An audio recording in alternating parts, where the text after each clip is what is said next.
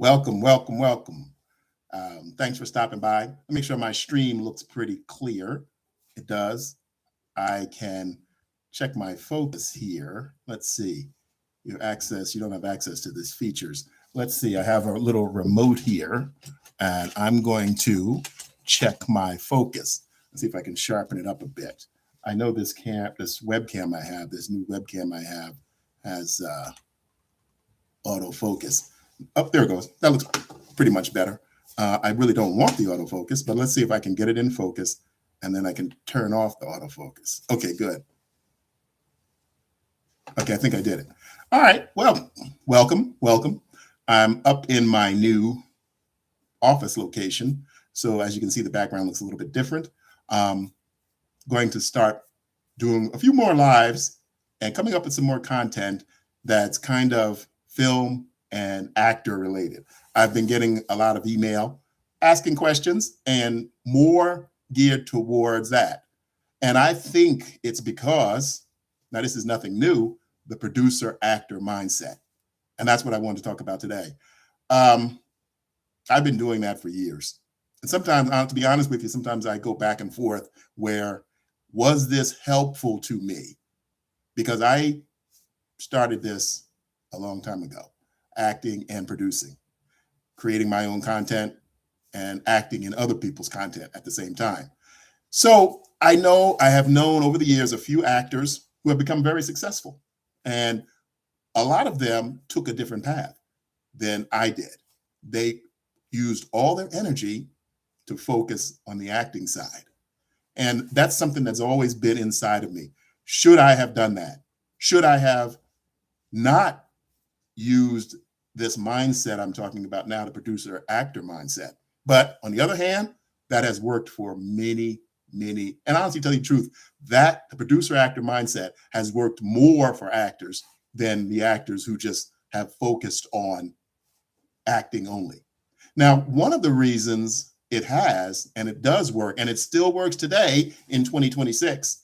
And a lot of you actors out there, a lot of you new actors, that's one thing I always tell new actors. Have that mindset. Now, you don't have to go full forward into it like I did, but you can do it a little bit. Even if you're just using the producer actor mindset to create your own content that you use to represent yourself as an actor. Producing, the producer actor mindset begins when you stop waiting. You stop sitting around waiting for the phone to ring, or nowadays waiting for that email to pop in to tell you, yes, we want to give you a call back. Yes, we want to give you the job. Yes, we want to put you on hold. Yes, we want to put you on a veil. Now, I know it's tempting to, as an actor, to sit back and, if you're lucky enough to have an agent, you have a manager, to sit back and wait for them to get you out there. I know that's tempting. That frees you up to do the other things you have to do in life, like work a normal job, a 9 to 5, and you have your representatives out there, hopefully pushing you. But I always tell actors, have the ability to create your own content. Even if you're not creating that content to sell. Nowadays, I'm sitting here right here on YouTube with you. And I think every actor, even if they just do it to stay fresh, to stay sharp, to stay ready for auditions, should have some type of presence on social media as far as YouTube goes, creating content. Even if you just do 1 or 2 things a month to keep yourself fresh, to keep yourself sharp. I always tell actors that's something you should do. In addition to the classes that you take, in addition to the workshops that you take, in addition to the books that you should be reading to further your talent, to further your career, to sharpen yourself. Rehearsals, practice. I always use that analogy that if you look at sports, some of the best guys with the best natural ability, let me sit up a little bit. Let's fix this a little bit here. Some of the best players with the best natural ability, they still practice. They still rehearse. They go to practice and they rehearse, but they have that natural ability, but they don't let it rust. They don't let it just sit there until it's time to use it. You have to stay fresh. You have to stay sharp. You have to stay on top of your game. And actors have a tendency, actresses, they have a tendency just to wait for the big moment to come up, just to wait for that audition to come in.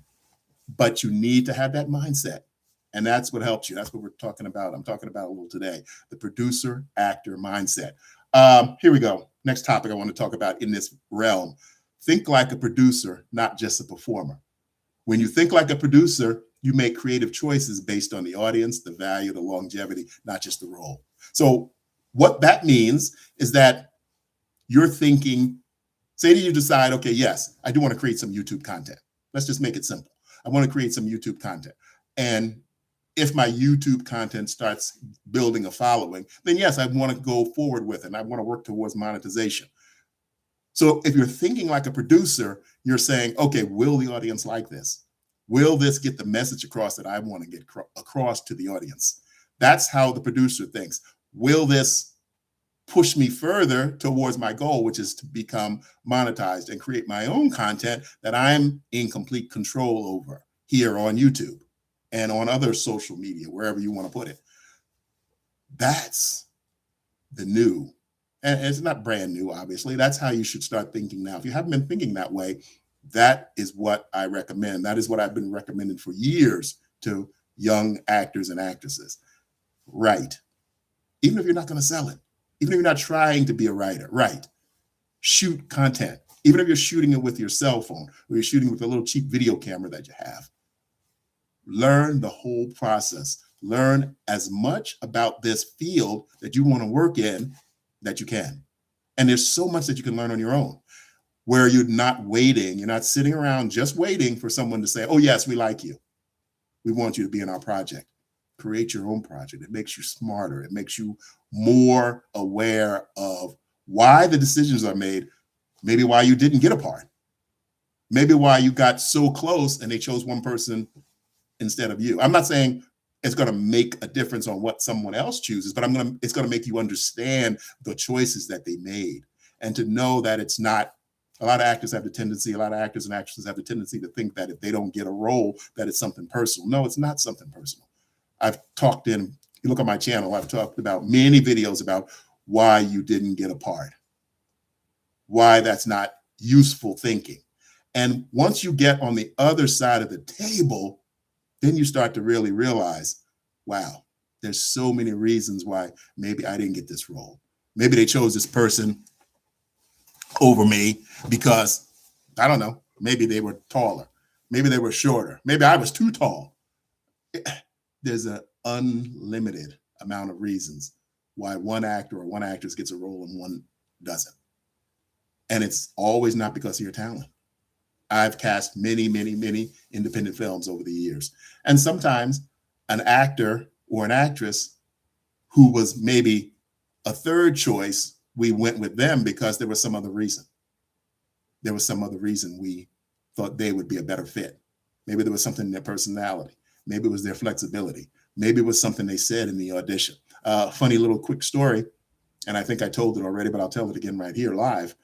Recently, I was cast in what was it? It was and this was just recent, like a month ago. I was cast in, it was a kind of like an industrial for a medical device. And it was a big thing. It was tied to that shoot, and it was also tied to a print job. So I ended up getting a call back, got the call back, and did the call back. And then once I arrived for the wardrobe, the director was there, and he came over, shook my hand, we talked a little bit, and then he said, do you want to know the reason why we chose you over all the other actors? And I said, I'd love to know that, because that's something that actors never get to hear. And I told him that because I wanted him to know it. I wanted him to know, because he wasn't an actor, I wanted him to know that what he was about to tell me was very valuable to me. It was something that I don't get to hear as an actor. No one really tells you why they chose you. And so he said, we chose you because we liked how you did your callback in the airport. And I laughed. I started laughing because I couldn't believe it. But it was true. What happened was I found out that I had a callback right before I was going on a small little business trip. And so luckily for me, I was going to land. It was Minnesota. We're going to Minnesota. I was going to land in Minnesota.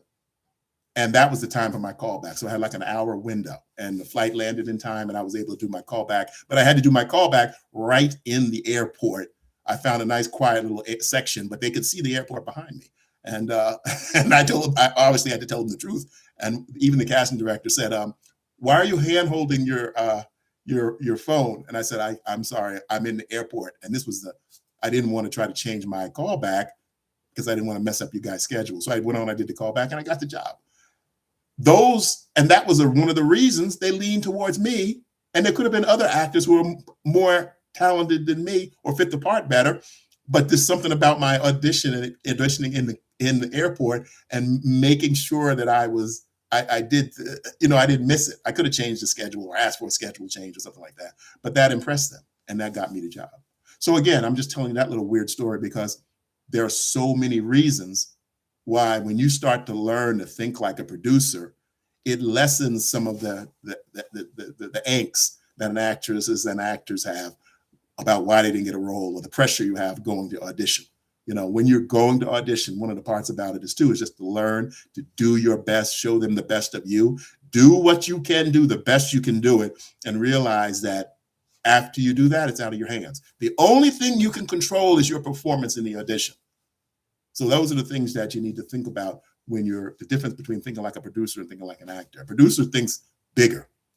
A producer thinks bigger. Will this project attract people's attention? Will this project maybe prompt other projects? Will this project maybe attract funding for bigger projects? So have that mindset. I'm not saying you have to go down that road because being a producer of film and television is not for everyone. Every actor doesn't want to do that. But as you're starting out, I recommend you do, even if you keep it on a small scale, because you learn a lot of things that will make you a more well-rounded person in this field and make you understand more things in this field and lessen the anxiety that comes with being in this field.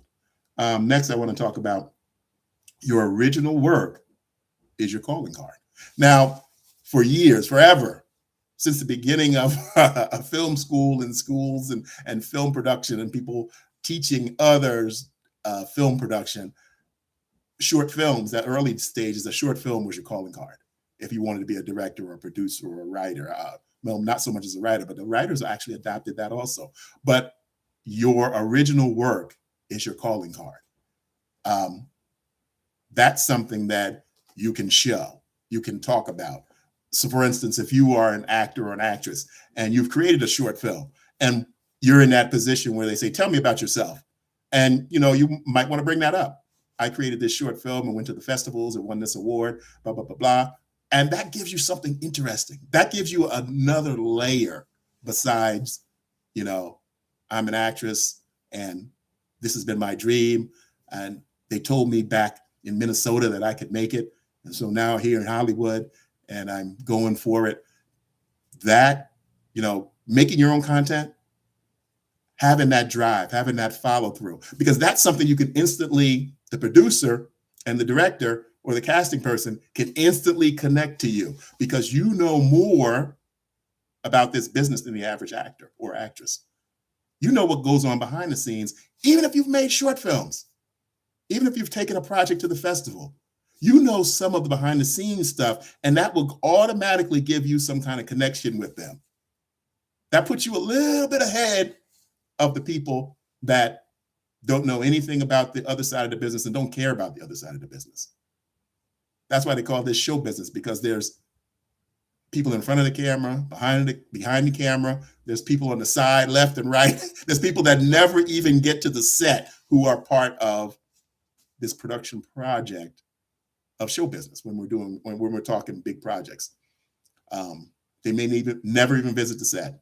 They may never even meet the cast and crew, but they are essential to the project.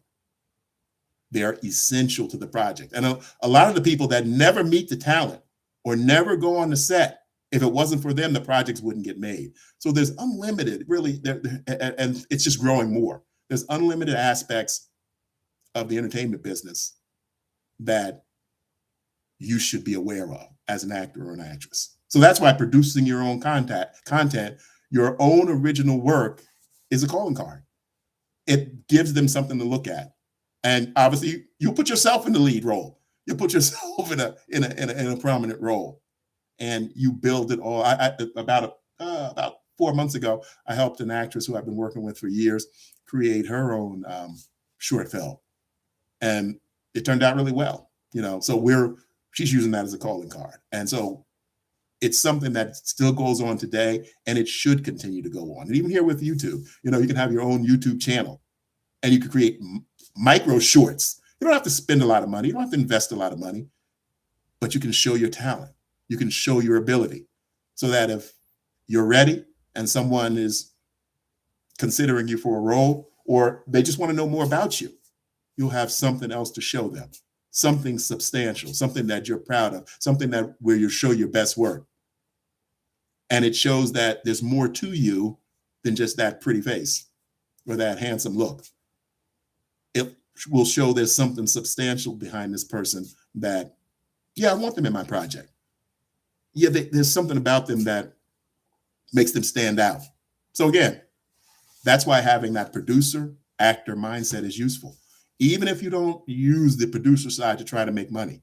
I'm not saying you have to go out there and try to raise money and all that. And nowadays, you don't have to do that. You can produce. You can look at a lot of actors here on YouTube who have produced content that's very, very impressive. More impressive than the stuff that I've done over the years when we didn't have the technology you have now, where you needed lots of money to edit. You needed lots of money to afford film, motion picture film. Very expensive getting it transferred. And now you have, I always bring this up, your iPhone that can shoot content that when you put it online, it looks amazing. It looks very professional. It looks like something that we wish 30 years ago, I wish you could have the ability to shoot content that looked that sharp and that clear, and the sound level. So you have the opportunity. You really have no excuses anymore not to dabble in it, not to find out as an actor or actress what that producer mindset is, that producer actor mindset. You need to have them both. It's not going to take anything away from you. It's only going to add to you. Let's see what else I want to talk about here.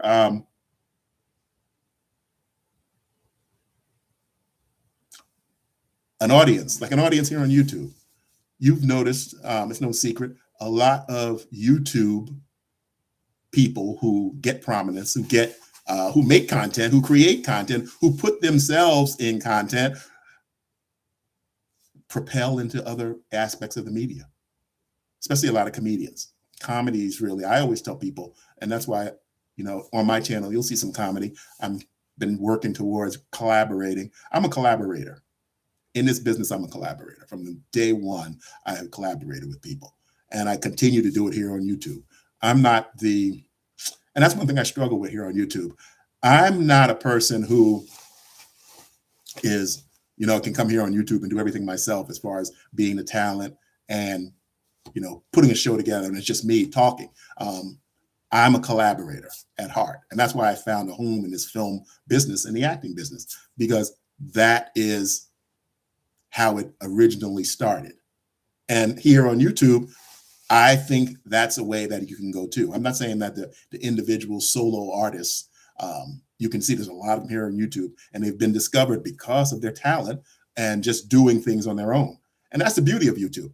There's no gatekeepers. You can get on here, and if you can sing, if you can dance, if you can tell jokes, if you can make people laugh, you can make people smile, you've got a window, a door that never existed. And what YouTube, last year was YouTube's 20th anniversary. I've been on YouTube for over 19 years. Only within the last year or so did I start taking YouTube seriously. In the beginning, I just used YouTube as a placeholder for my work.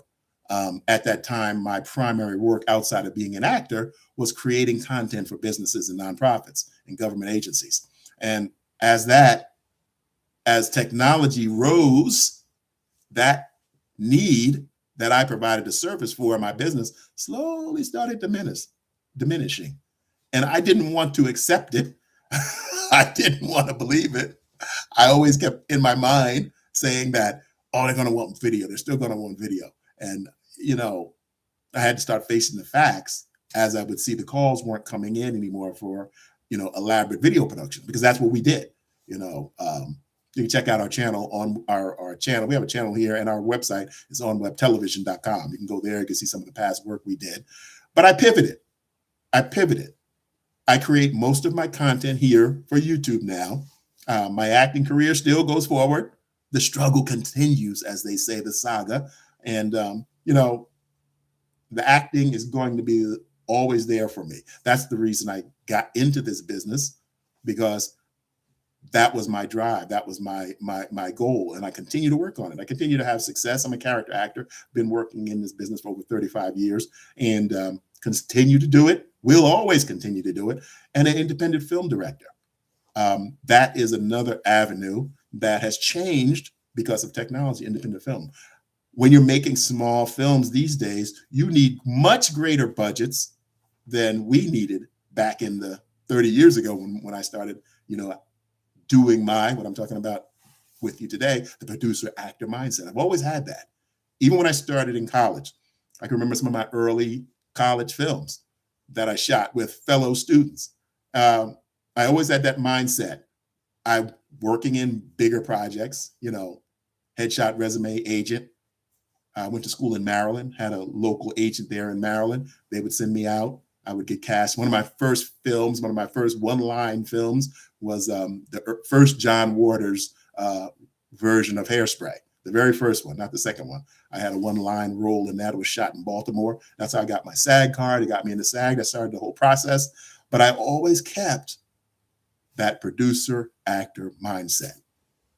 And I always recommended that to people. I've taught acting classes. I've taught film production classes, all kinds of stuff. And that is my strongest recommendation to new people. How do I make it in the business? How do I do this? How do I get started? How did you get started? How do you, survive in this business? You have to have that actor, producer mindset. Now, everyone doesn't have it. And everyone, ultimately doesn't need it. Some people will start and boom, they're off to the races. My nephew, my wife's nephew, he gave my wife a call. This was probably 10 years ago. Said, I'm interested in being an actor. He lived in New York, one of the best acting schools, the Actors Workshop. It's a method-based program. I told him, if you're serious, I told her to tell him, if you're serious and you really want to do this, the best school is that the workshop, Actors Workshop. And he went there. He got the money together. He went there. He learned everything he could. And right out of the school, started booking union work, found a manager, found an agent, and he's a successful actor right now. So that dream, that fairy tale does happen. But it doesn't happen for everyone. It doesn't happen for the majority. If you look at the majority of SAG actors make very little money per year. We all see the big guys and girls, men and women, who are the 1%, the top 1%. But there's many of us in the middle and in the lower tier are SAG members, and we have other jobs also. So a lot of those people have the producer actor mindset. They're doing plays. They're doing videos. They're making industrial content. I don't know why I keep slouching. I need to get a new chair, and I keep telling myself that, but I haven't done it yet. But again, there's so much to wrapped into what I'm talking about the producer actor mindset. Do a Google search, look it up, find out more about what I'm talking about if it's something that you're interested in. And I recommend that everyone, actor, actress, produce their own content. That is my deal here on YouTube. Like I said, I'm a collaborative kind of person. And so I'm working with a number of people. A lot of them have talent. A lot of them don't want to go through the trouble of setting up and running their own YouTube channel and trying to come up with enough content to film it. So we collaborate. I have tons of equipment. I have years of experience shooting and editing. So I collaborate with people who have stories, who have ideas. And it's working out well. I've been working with a few people now, a few actresses, a couple of young actors. And so we're collaborating, we're creating content, and we're building a channel. Go check out my channel. You'll see it in the link below. And I'm going to continue to come back more and more and more with some positive stuff, talking towards actors and actresses about surviving in this business and keeping going forward and not worrying about artificial intelligence. Because like I said, in my other videos, this video is really not about AI, so I'm not going to go off on that AI tangent. They're always going to need us. They're going to need us. And it's going to be a while before they don't need us. And if that day does come, then you still will figure out a way. You still will figure out a way to survive and to be in the entertainment business. Self-sufficiency is the future of this business, of creativity. Artists want to do their work. Artists want to create. And if you're a painter, you got canvas, you got oils, you can go ahead and paint. If you're a musician, if you have your instrument, you can create. And all of those can be shown right here on YouTube. All of those can be shown here. That's the beauty of YouTube, I think, to me, is the ability to move away and to get, sorry about that, and is to bypass the gatekeepers. Now, over the years, that's something that I had lots of trouble with. Dealing with distribution, that was a hard one 30 years ago. Dealing with small distributors, dealing with big distributors. Some of my films were distributed by some of the biggest, Bella Vista, Lionsgate. And they're all the same on that realm when you're making small projects. So you have to learn that. You have to learn that. And that's having that producer and actor mindset. So that's what this little video was about. Breaking in my new area where I'll be shooting. I'm trying to keep these around 25, 30 minutes. I'm rolling in on that right now. And it's interesting. I have more topics like this. I'm not going to set any firm schedule about when I'm going to do it. And what I really like too now is that I'm able to stream horizontal and vertical. So you're able to see me when I jump on if you're in the shorts, because I'm pretty confident that the vertical lives are being put into the shorts feed also, which is good. And then you can go to my channel, find some of my other content. It's at the link below. You'll find it underneath. And you come and investigate what I've done and what I continue to do. I want to bring, one of the things I'm working on is a variety show. I noticed that a lot of content here on YouTube has kind of lost that feel. And I think the variety show, and I know the dating shows are popular. I want to incorporate some of that into my variety show also. So I want to have a little bit of content for all kinds of viewers. And that's why I've been working with some people too. We're in the early stages of creating a variety show that we're going to do here on YouTube. So there's a lot of things in the works, and I want you to embrace it. Don't just sit around waiting for the phone to ring or the email to come in. I'll bring it up to a little modern vernacular, waiting for that email to come in from your agent or your manager. Don't just sit around waiting. Be proactive, create content. Do a little Google search and look at some of the famous actors who made it because they found a way around the gatekeepers. They found a way to get around the gatekeepers to get to the public. And that's one of the things you have here with social media, with YouTube. You'll find a way. You'll find a way. If your message and your content is entertaining, if your song, if your album, look at a lot of musicians nowadays. They were discovered by getting their content out there. Somebody heard it. Somebody passed it on to someone else. That was impossible almost 20 years ago, 25 years ago. You have a way to reach the public. Use it. If you have something to say, if you have something to show, if you have a story to tell it. Don't worry about the production value at the beginning.